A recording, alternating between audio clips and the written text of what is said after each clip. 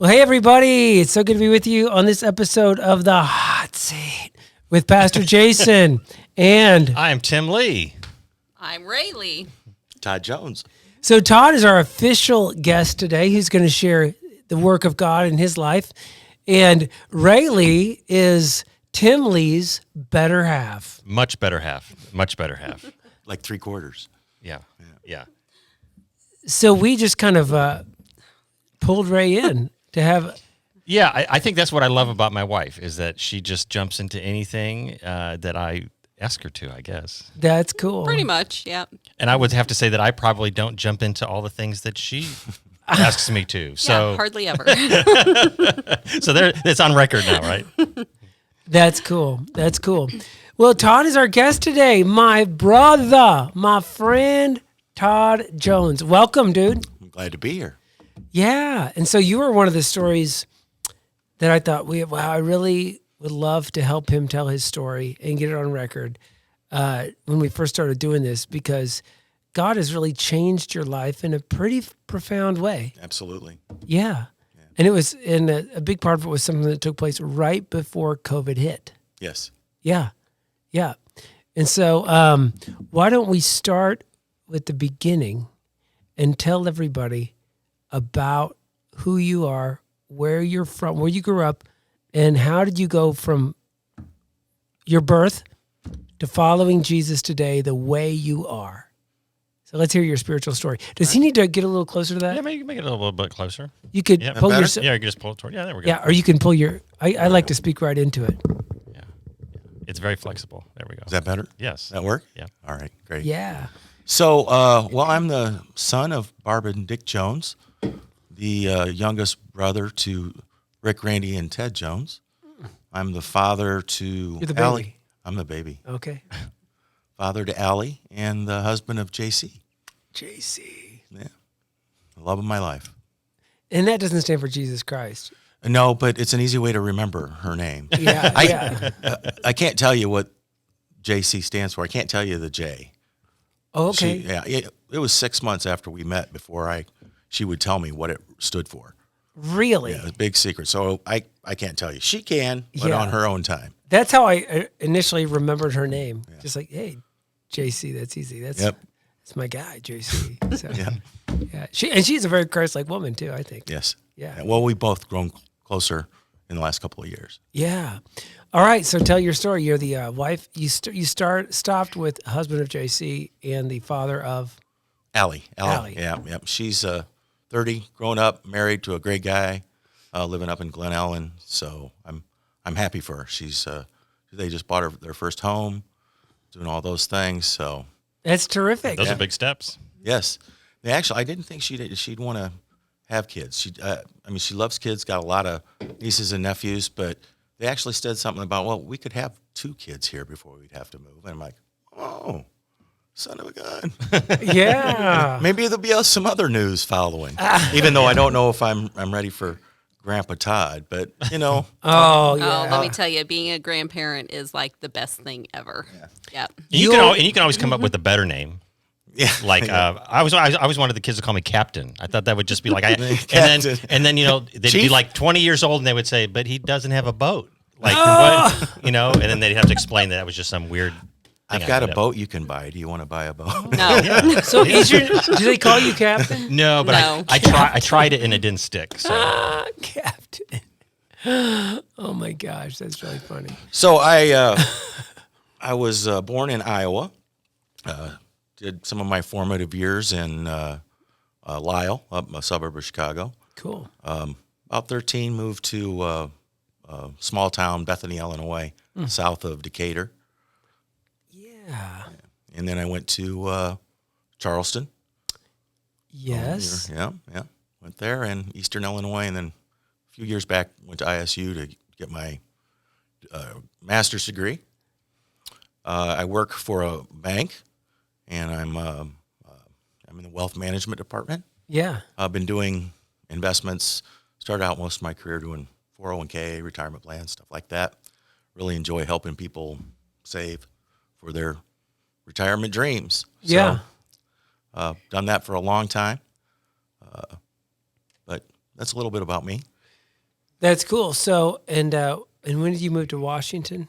It's been about 8 years. Okay. Yeah. And then, and how long have you been married to JC? We just celebrated our 21st wedding anniversary. Wow, that's a Wow. good chunk of years. Yep. We renewed our vows at our 20 year with Yay! you, which was very cool.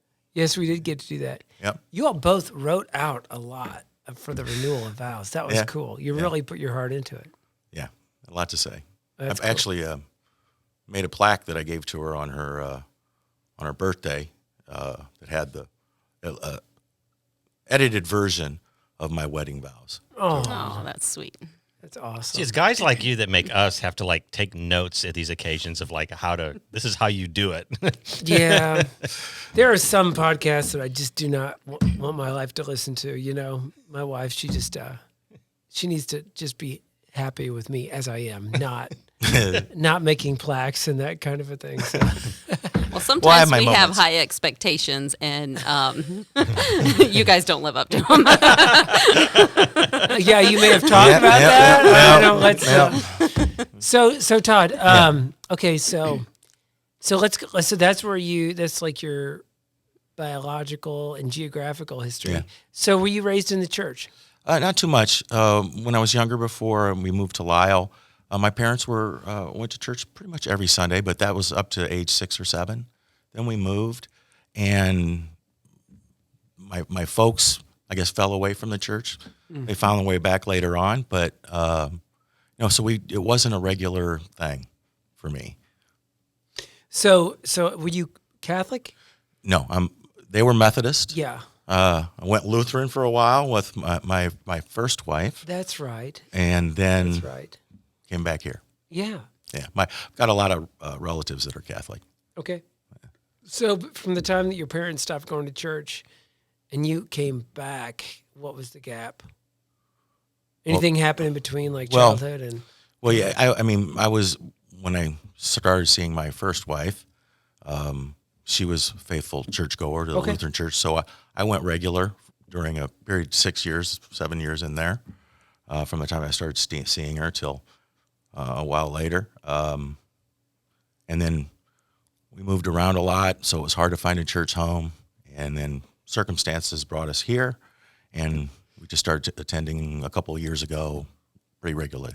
Yeah, and it was like, was it December of 2019? It was in the summer. The summer of 2019. Yep.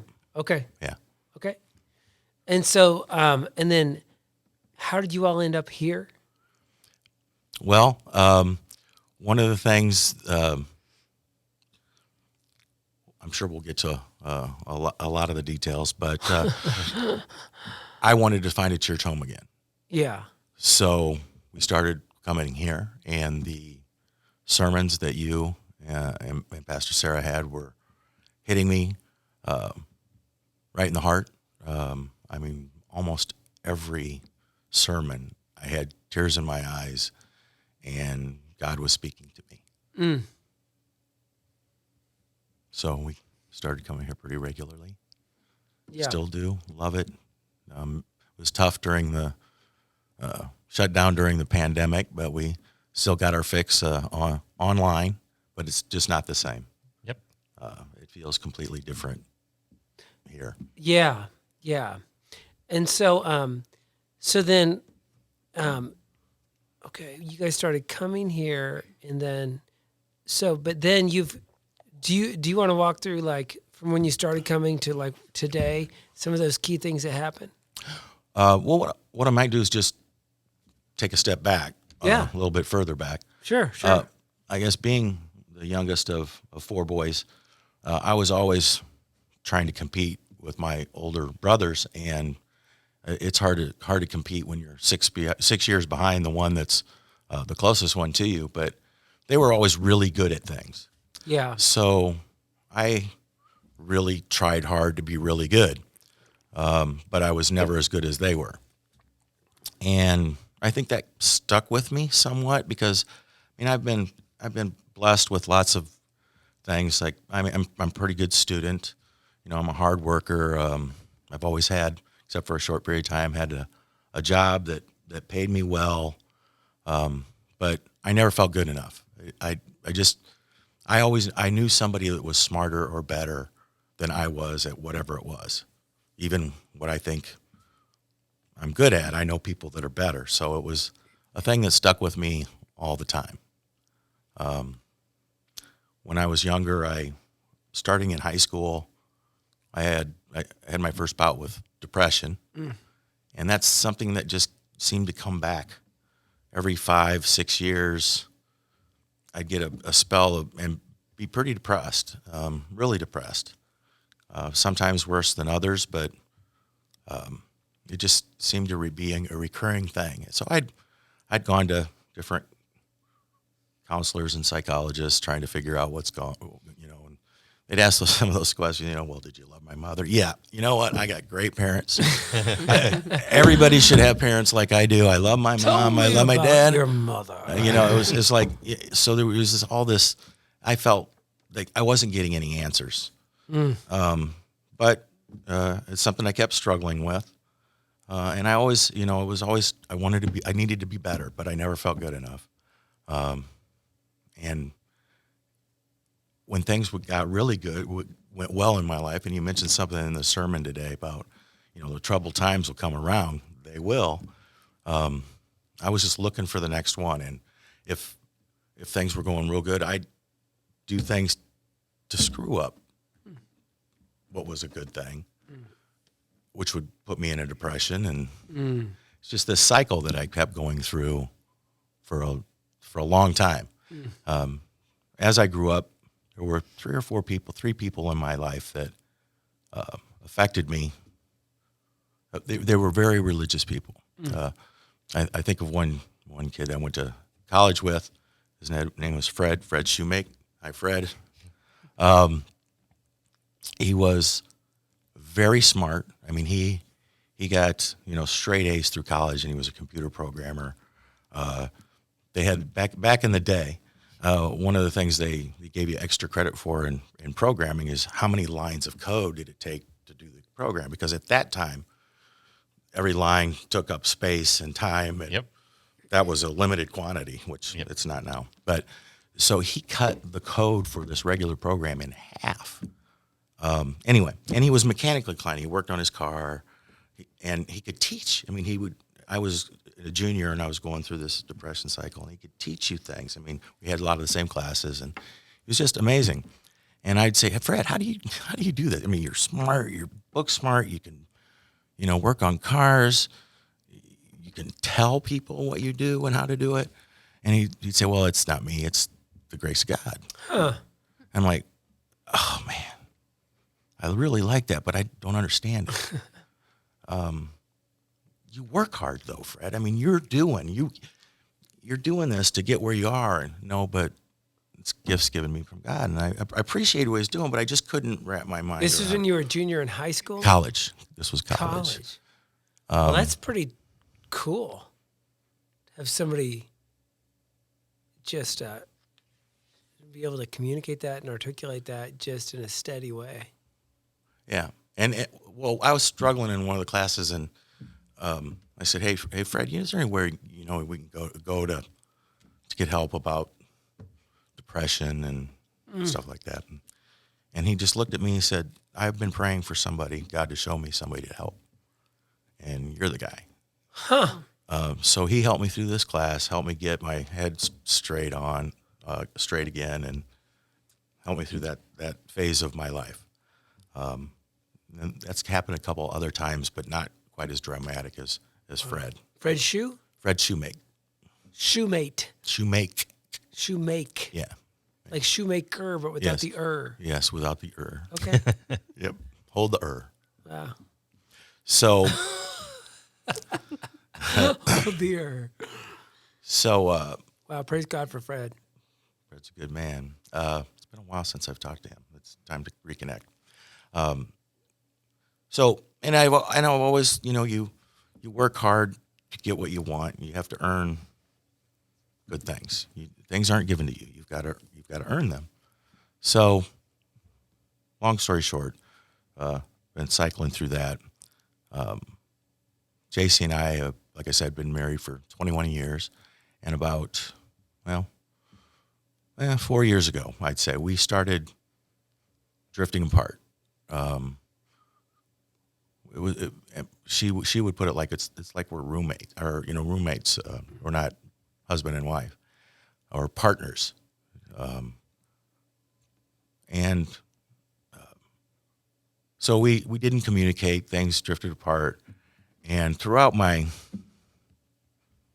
life, I've always been try to do good things. I thought I could be a good person, and I still would do bad things. And without going into a lot of detail, various times in my life, starting in high school, probably 16, I would drink, go to parties, but I get straight A's. It's cool. I thought, okay, I'm a good student. I'm doing this. I'd have a job. I'd play football and all these things, but I'd still do the things that I knew were bad. College, experimented with drugs. But I never, if I'd go out drinking and partying all night long at college, I never missed an 8 o'clock class. I mean, college was my career. Overachiever. I missed those classes whether I partied or not. Anyway, go ahead. Yeah. Well, that's just it. I mean, I thought I could do both. I could carry on the good things, and get away with the bad things.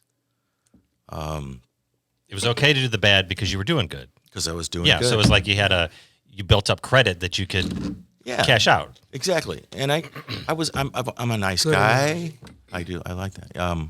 But lots of friends. I got along with all the groups, the cliques in high school, with the jocks and the partiers and the nerds. I went around in the groups. I was part of them all, and everybody liked me. People came to me with their problems. I gave pretty good advice. So I had a good group of friends, and got along with everybody. Did you like Van Halen? Oh yeah. Yeah. Okay. Just wanted to check. Yeah, absolutely. Yeah. So we could have talked. We would have something to talk about. So go ahead. That's too bad that Eddie passed away. That hit me harder than almost anything in 2020. I was just. That was amazing. It was like, Anyway, digress. Yes. It's a whole nother podcast. I'm not going to. I want to be part of the rock and roll podcast. Okay. You talk to my wife about it. She goes, I went to every concert you can imagine. I mean, you can't think of an 80s group that I didn't see. Yeah. A little bit before the head banging crazies, the makeup wearing. Crazies. But so 3 or 4 years ago, we struggled, and I started doing things that are not good for a marriage. I'd party, I'd go out, I'd lie to her where I was at. Did a lot of bad things, things that I'm not proud of. So it was a summer day, and basically JC caught me doing bad things, being somewhere I wasn't supposed to be. And she called me out on it, and I basically said, yeah, you're right. I lied to you. This was wrong.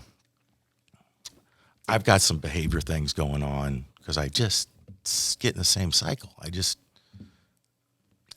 I said, so I want you to stay my wife. I want to stay your husband. What do I have to do? And I said, well, one, we need to find a church home, and I need to go to counseling again, find out what's going on, because something was. How could you keep?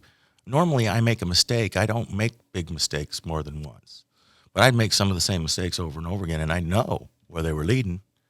It's almost like I was intentionally sabotaging the good life that I was given.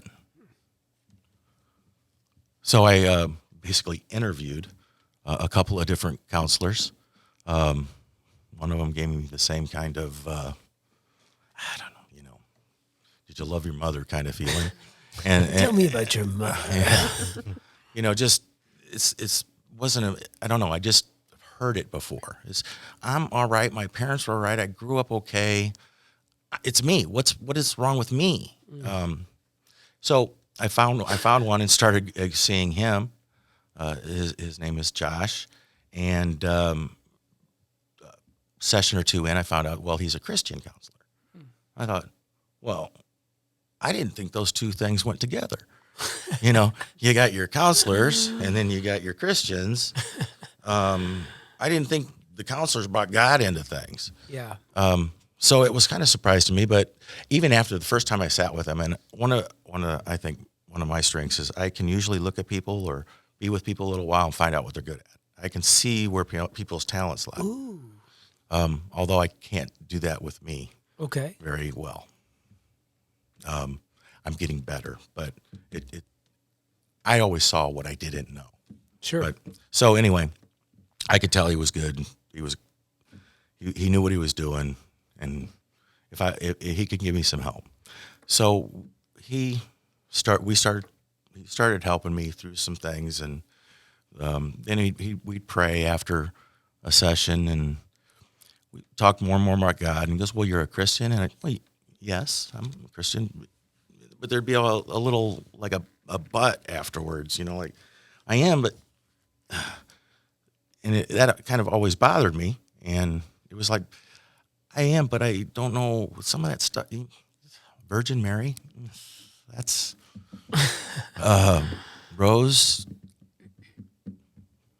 from the grave. Yeah. Really, I mean, and my opinion was I'm very fact and logic based, and how stories can change from 1 week to the next, let alone 2,000 years. 2,000 years. Yeah. Well, you're good. Okay. So anyway, those things bothered me. They didn't make sense, so I didn't grasp on. Josh said, "Well, you know what you should do is you should read Lee Strobel's book, The Case for Christ." Oh, okay. I'm not a big reader, so I got books on tape. So I started listening to Lee Strobel's Case for Christ, and I couldn't stop listening. If any of you have not read The Case for Christ, or somebody that's logically based, ask him to read that.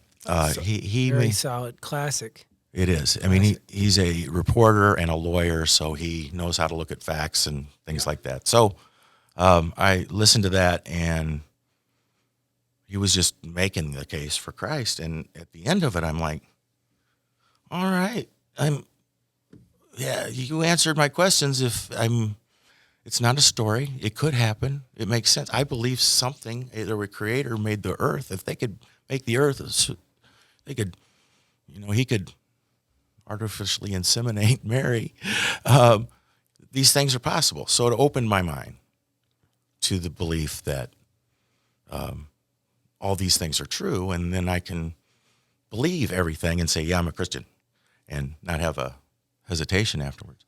And we started coming here. Every sermon that you had was hitting me square in the eyes.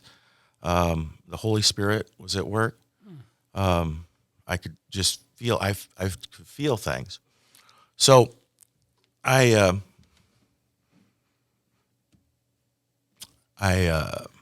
things were getting better, but then between JC and I, but then I started doing the same things again, same behavior again. And basically, at that point, she said, you need to leave. We're done. It's our marriage is over. She kicked me out, and that was on a Saturday. So on that Saturday morning, just a second, she kicked me out, and at that point I had graduated to the case for faith, I believe, was by Lee Strobel, and I'd been listening to it, and it had been on the car for a while. But anyway, I left our house and drove out, and I could take a left, and I was going to wrap my car around a tree that I knew that was down the way that would be good for that, because I just thrown away the best thing I'd ever had. And this is February 2020. Yes. Okay. Yep. So I thought about that, and then I instead I took a right and went down a little cul-de-sac and sat there and listened to this tape a little bit more. And right when I was listening to it, a passage came on, a part came on where he was saying basically, when things are good, God's whispering to you. When things are okay, fine, even keel, God's talking to you. He said, when things are chaos, he's screaming at you. And he'd been screaming at me. So at that point, I came here, and came in here to pray. I went in, and I had some drugs on me, and I threw them away, flushed them down the toilet. And I went into the chapel and prayed and cried and prayed. And Mark came in, said, can I pray with you? And he did. And This was Saturday. this was Saturday morning. Okay. And so I was here for an hour and a half or so praying and crying, and Mark would leave and come back. And anyway, after a while, after I think I was just cried out, I started to leave and got in my car and was going to go find that tree to wrap my car around again, and the phone rang. And it was my counselor, Josh. He said, hey, JC called me. He said, you guys are having some problems. She's worried about you, and I want you to come and see me. So I did. And I mean, I was,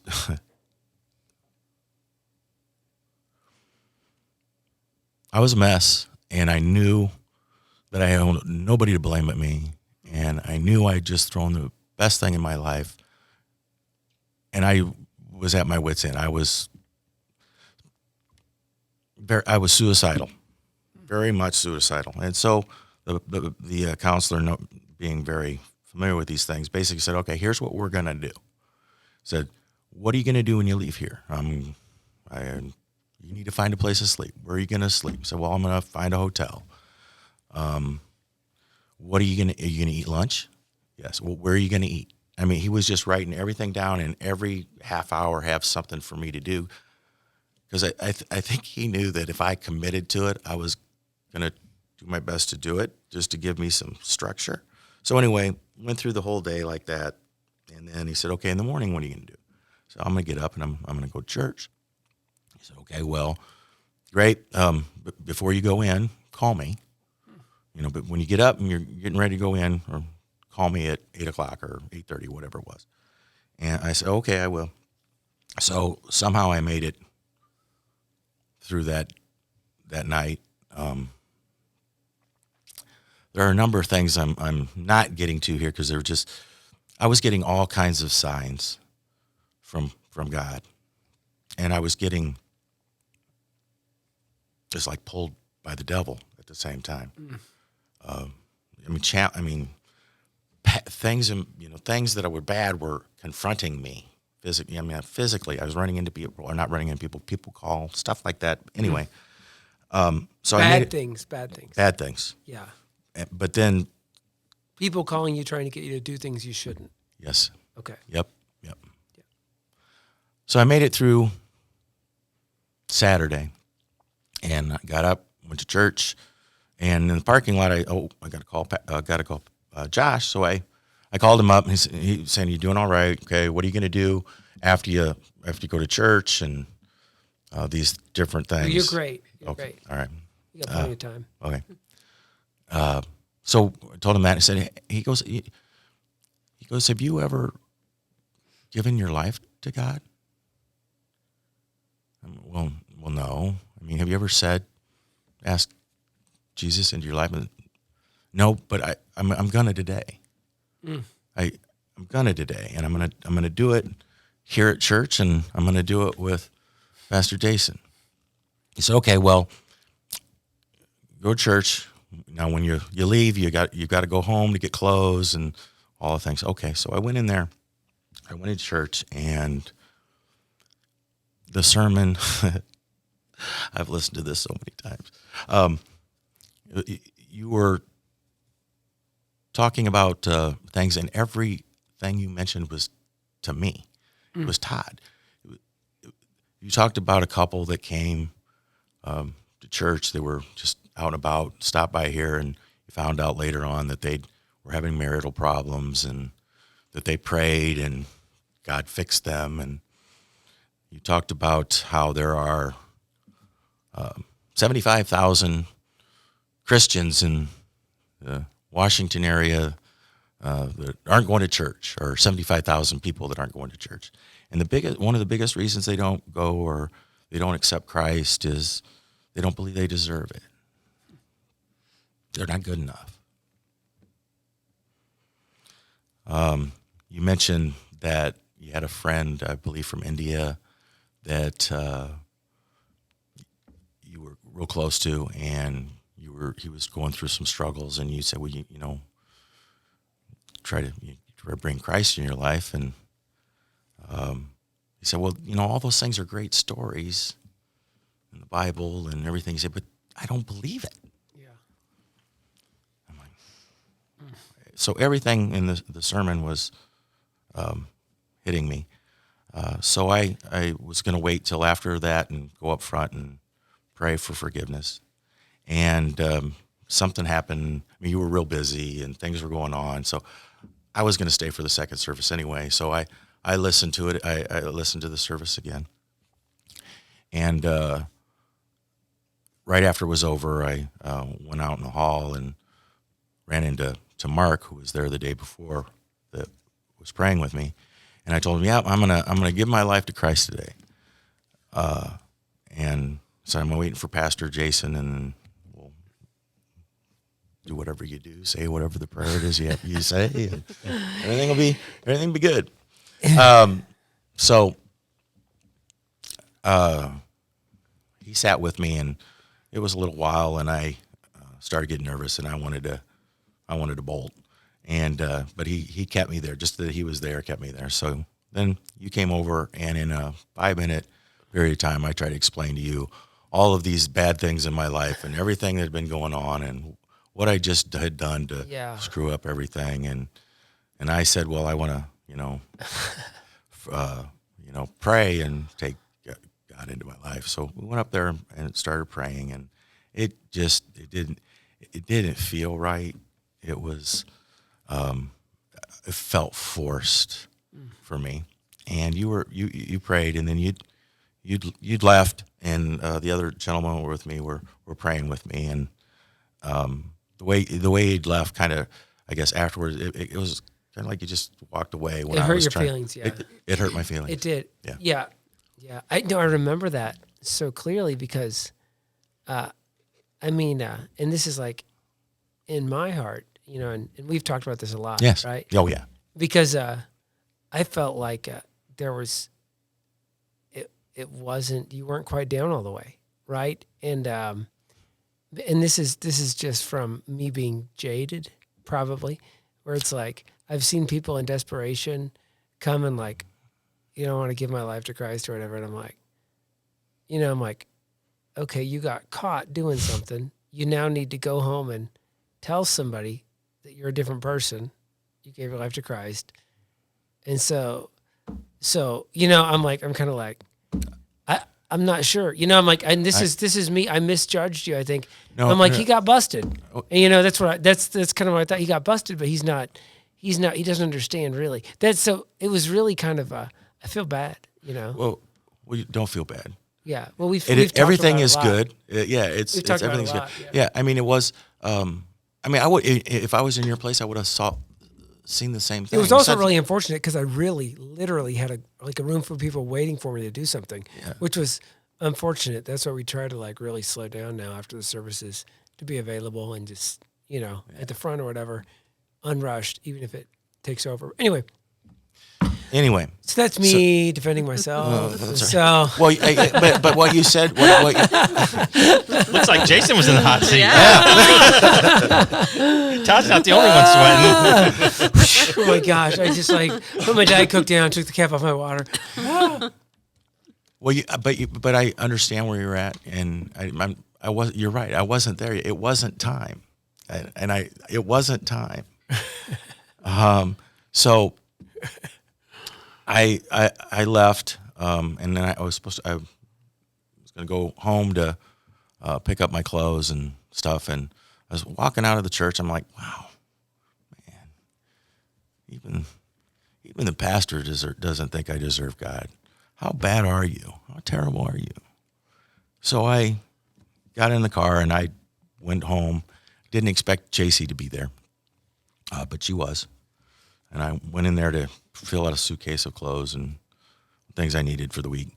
And she sat down with me. She goes, Todd, I don't know if we'll ever be able to be married anymore, but I'll always love you.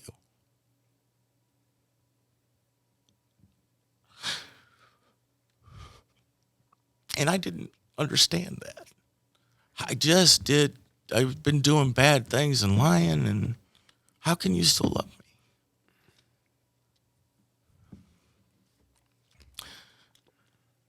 So it just, as I got out of there, went back to my hotel, and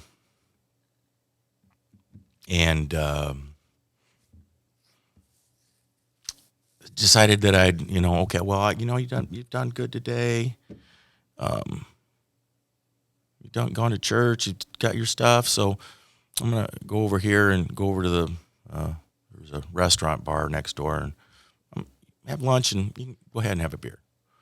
So I went over there, and I was just taking a sip of a beer, and Mark came in, who had prayed for me Saturday and was sitting in the pew, keeping me there so I could give my life over to Christ. And now he's walking into the restaurant that I'm sitting at the bar having a beer. And I'm like, wow, this is This weird. guy, I can't get away from him. Yeah, he's following me. Well, and I was embarrassed. So I skedaddled out of there, and I'm thinking, there's been a number of other things God played along in this. And I said, well, I wasn't going to go to the last service because I was mad at you. But I got to play this out. I got to see I got to play this out because it's just a bunch of things were going on that were just too weird to be coincidence. So I went to the final service. 5 o'clock. 5 o'clock, yeah. And I sat in the back behind a few people and kind of hid myself so you couldn't see me. And you gave the sermon again, but this time there was a little bit more detail, you told a little bit more about your life, and it felt like you were looking right at me the whole time, and I was trying to hide. And so I was just a mess. So I'm sitting there, and it was communion, and people, you were going to give communion, and that's my favorite part of church. That's my favorite part. But I have never missed a communion that I was able to take communion. And I was sitting there, and I said, "Well, I'm not going to go up there and take communion today." And then Holly walked over in my pew, and she had bread and wine, and she goes, "This is for you too."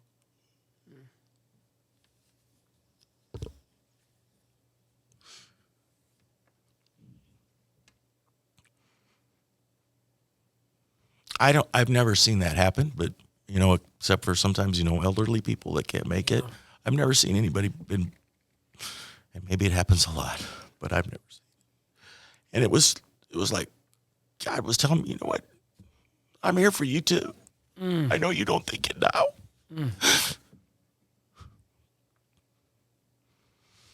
But I'm here, even though you don't want to go get it. I'm going to bring it to you. So I was getting up to leave, sneak out, and there were a couple of songs that were playing that I just held me, like, it was Lord, Burn a Fire in Me, and a couple others. And Holly came over. You want to talk to Pastor Jason? No, thanks. Been there, done that today. And she goes, well, we want to go over here and pray into this other room. And I did. And I was praying, God, I'm sorry. What do I need to do? What is it you want from me? And I said, what do I need to do? He goes, Todd, I felt drugs and lying. You got to give them up. You got to stop. Okay. Well, I threw all of them away. They're all gone. So left, was driving home or driving to the hotel, and I was going real slow, 25 miles an hour, just rehashing the day. And I saw flashing lights behind me, cop car, and I'm like, oh, wow, they're going to pull me over. Whatever. I'm going too slow. And I said, well, thankfully I don't have any drugs on me. And just then I thought, I remembered I still had some in my glove compartment. And I'm like, oh, there it is. I'm busted, going to jail. It's all over. And then the cop went around and went on to something else, and I pulled into the hotel, went up to the hotel room, was up there thinking, well, you got lucky there and all this. And then something reminded me, well, I still have those drugs.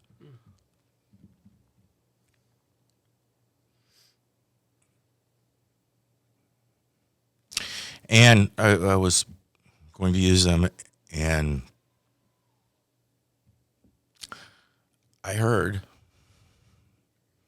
Todd, I'm not going to give you another chance. And I was in the bathroom. I was looking at the mirror, and my mouth was not moving, and I heard words. Audibly. Yeah. Todd, I'm not going to give you another chance. I threw the drugs away, and I fell on the floor and just started praying and saying, I'm sorry, and praying and saying, I'm sorry, Lord, I can't do this. Something's wrong. I just can't. And laid on the bed, and all this stuff in my past started coming out. Lord, I'm sorry I did that. Oh, I did this, and that was bad. And I did this, and that was bad. I mean, there's stupid little things from way back when that I'd wake up in the middle of the night just kind of, oh, man, that hurts me when I think about it, because just things that nobody else would probably ever thought about, or it's just, but I was still there. I was still holding on to all this stuff. And this went on for a while.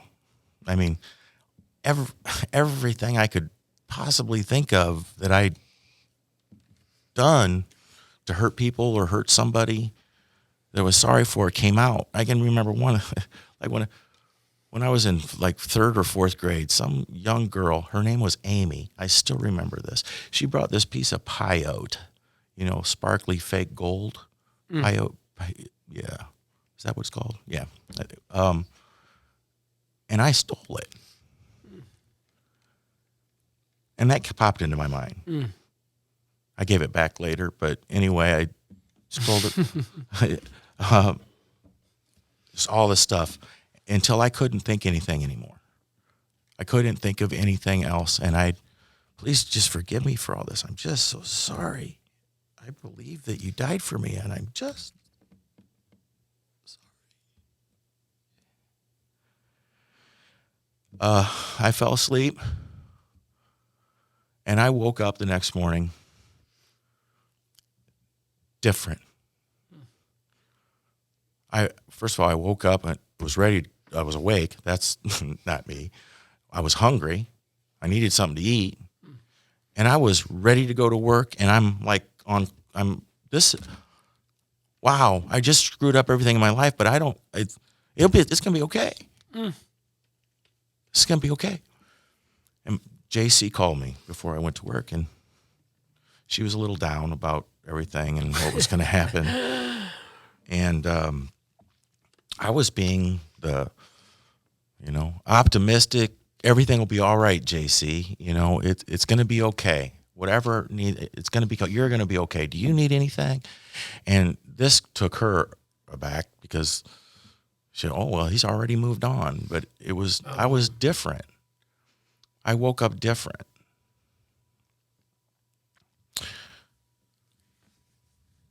God spoke to me, and I'm a different man. So let me then. So now I want to hear in a minute here about how you feel different now than you did. So then I'll tell you. So then Wednesday night was Ash Wednesday, and I remember you came. Yes. And I was so glad to see you because I didn't know what was going to happen to you, right? I didn't know. I honestly didn't know whether you were going to go back to what you had been doing, right? So when you came back, I'm like, oh, this is good, right? And I said, just stick around so we can chat afterwards. And Yep. we went out and you kind of said, and then you prayed for. I asked you if you could pray for me. Remember? Nope. What happened? You said you could pray. You want to pray, and I said, "Can I pray for you?" Yeah. And that was the first time I ever said a prayer out loud. Yeah.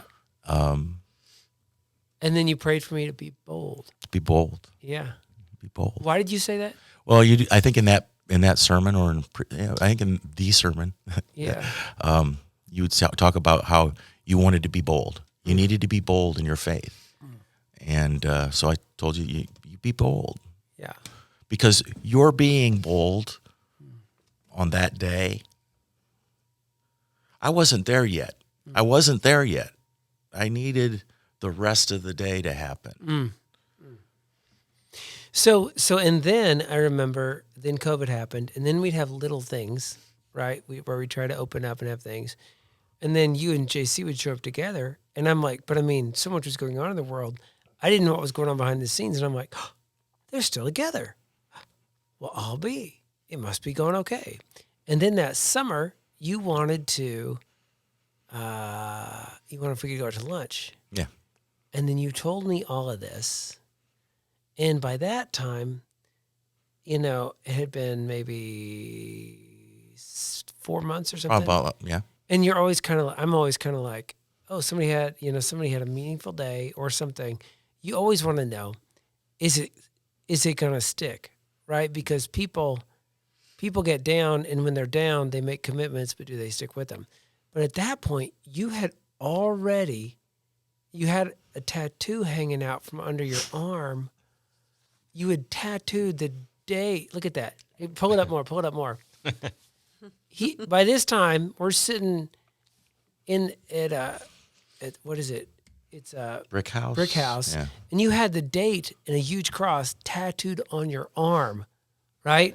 So I'm like, oh, it must have really happened. It must have really changed, right? And so, one thing that was really funny then is when I asked you to lunch, I said, well, where do you want to go? And he said, well, there's that barbecue place. And then you said, the brick house by the hotel. Yeah. I'm like, that's where I saw Mark, and that's the hotel. I'm like, yeah, perfect. It's just. But by that point, you guys had been back together, and you'd been walking the line for like a long time. You had really been changed. I can't tell you how much I've changed. Yeah. And then we did wedding renewal. Yep. Yeah, that was, remember during COVID too, we did a marriage renewal. And then you and I have been in a group together in our discipleship band on Sunday afternoons.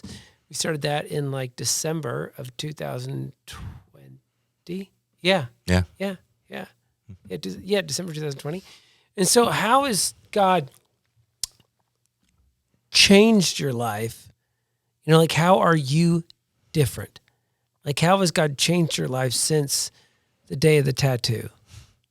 Yeah, who's the new Todd? Who's the new Todd? Yeah. Well, first of all, I mean, I when I talk about it, I talk about the day that the Sunday that all this happened, and for a long time I couldn't talk about it. I couldn't tell anybody about it except JC and my counselor, because it felt wrong. It was close, and I felt, oh, you're so special that God talked to you.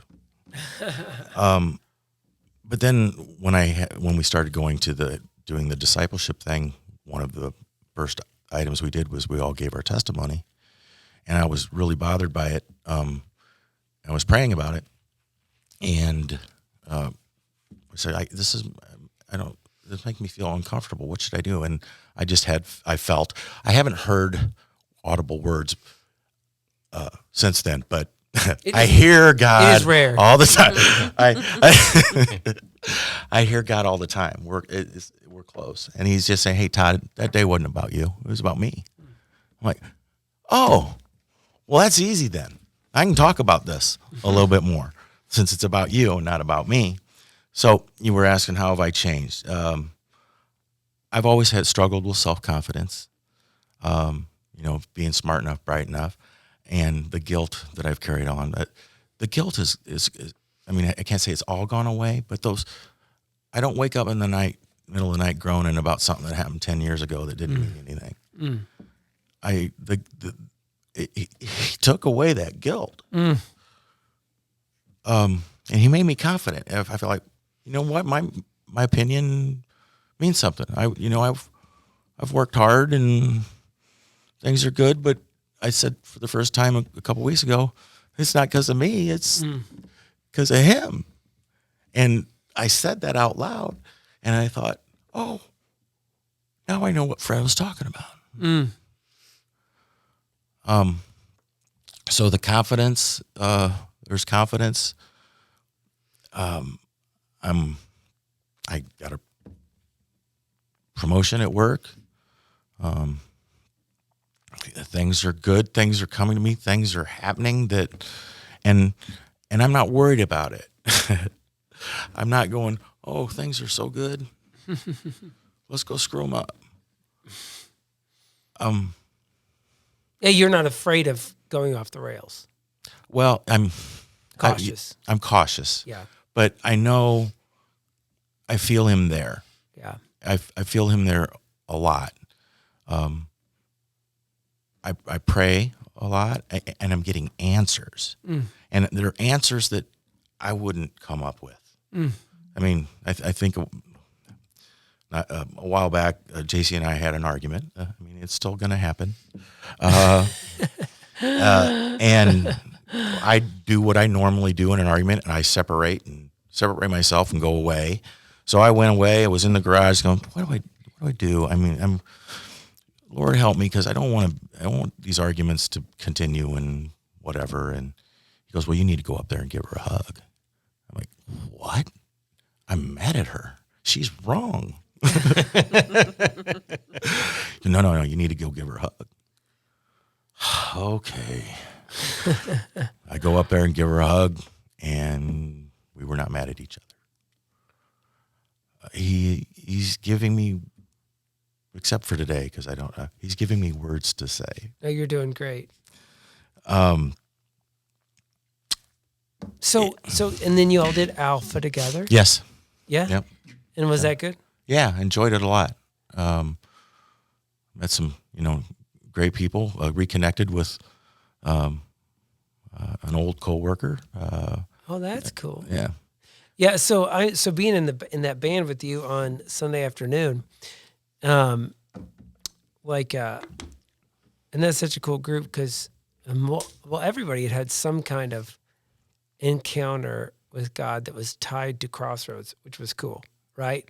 And so that was that original group we got together. So it's like, like Patrick is in that group. Josh Young was in that group, right? So they're like these Holy Spirit moments. We would talk, we would do check-in. You're like, and you would be like, you know what? I've got this going on, but let me tell you, compared to where I was a year ago, I am doing great. I am doing great. I feel him with me. People are coming to me, asking for me, what is different about you, so. Yeah, people have noticed differences. I've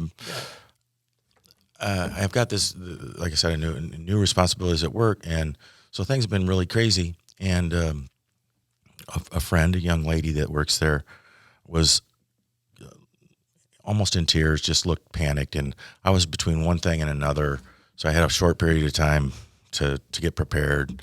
And she goes, "Oh, can I talk to you?" I go, "Well, I can't. I'm busy now." And she walked away, and I'm sat down at my desk. No, Todd, no, you need to talk to her now. So I said, "Get in here. Come in here. No, you're busy. No, come in here. This is the most important thing right now." And she told me some issues and problems, and I was getting ready. She was kind of tying everything up, and I was getting ready to give her advice. And it was like, that's not going to matter now, Todd. He said, God told me to pray for her. And I said, "Can I pray for you?" And she knew I had been different. She goes, "Yeah." And so I prayed for her. And I don't know if the ultimate outcome, but I could see right then, after the prayer, the pressure and the tears, and everything was wiped away. And normally I wouldn't have, "I'm busy, can we talk after this?" But something told me, you need this now. She needs this now. And just the fact that I'm going to pray for her at work, which is, unless you work at a church, it's not the thing that everybody does all the time. Sometimes they frown upon it, but in any respect, I believe the Holy Spirit is with me, and I believe the Holy Spirit is guiding me, and I'm trying my darnest to listen to it. Well, and you're trusting it too. You're willing to pray for somebody when it's telling you, pray, like you're willing to go on that path. Yes. So we probably should. This has been amazing, and so now I thought it'd be fun though, because y'all are hearing this for the first time, right? No, I met Todd and JC through Alpha, Okay, and he shared you're in the story. Alpha. Cool, Yes. cool. So have you heard this before? I was not in Alpha, so this is my first time. Yeah. So what are your any thoughts? What parts stand out to you as most? I don't know, because my only interaction with Todd has been the new Todd. You know what I mean? So I see this like incredibly smart, fun, energetic, outgoing person, and it's like, in hearing your testimony of like that there was a Todd before this, it's kind of like, it is a big change, but I have to tell you, I like the new Todd. So the new Todd is different in a lot of ways, but I was the same Todd before, but you're right. I knew the old Todd, and then I remember when you guys started coming to church, and then the day of crisis, and then I liked you beforehand, but there was stuff going on that none of us knew about, right? I mean, there was an undercurrent, and what I love about it, I don't know who I was talking to, maybe it was Holly. I'm like, I love that God led you here and embedded you here a few months before this crisis day, so you would be embedded here, right? Because you guys had just started coming. I mean, 4 or 5 months, 6 months. Yeah. Maybe. So I mean, he had brought you to a place where he could do more work, right? I love that, and that we got to be a part of that deeper work. So it was all part of the plan. I mean, I hate to admit that I had to go through all this, and part of the thing that I guess not regrets, but why didn't I hear him when I was 13? But I had to go through a lot of these things, go to a counselor that told me to listen to Lee Strobel so I could open my mind to the possibility that this can happen. Yeah. And until that happened, and then come here to a place that spoke to my heart. So I was getting that. It was all part of the grand design, I guess. Yeah. Yes. Wow. Yeah, and I mean, I'm thinking, when I always kind of feel like when a Christian, when what they're doing gets exposed, as devastating it might be to other people, it's grace that allows it to get exposed, because otherwise then you stay distanced from God, right? I mean, better to never get caught up in anything. But if you get caught up in something, better to get caught than to like go on with it, right? Because living that life of duplicitousness, I mean, that'll kill you, right? That'll kill you. I mean, so, so you got caught in God's trap. You got busted and you found grace. Yes. Right? Yeah. And you found forgiveness and you found a wife full of grace, She's a great woman. I don't deserve her. Yeah. Tim says that about you all the time. Yeah, I bet. Awesome. Well, hey, man, this has been amazing. I just love you, Todd, and thanks for coming in. I know it takes, it takes courage, and it's awesome, though. Well, on the way over here, I was thinking about what I was going to say, how I was going to say it, and I guess when I was praying about it, and I just hope that this story that I'm part of with God can bring somebody else closer. Maybe somebody that has gone through some of the same type of things, believing that they're not worthy, they don't deserve it, they haven't earned it. Until I realized, you're right, I haven't earned it, nor will I ever be able to earn it. Yeah. That it's for you too, that it's a gift that God has given you. Just open your mind and say, yes, I want it.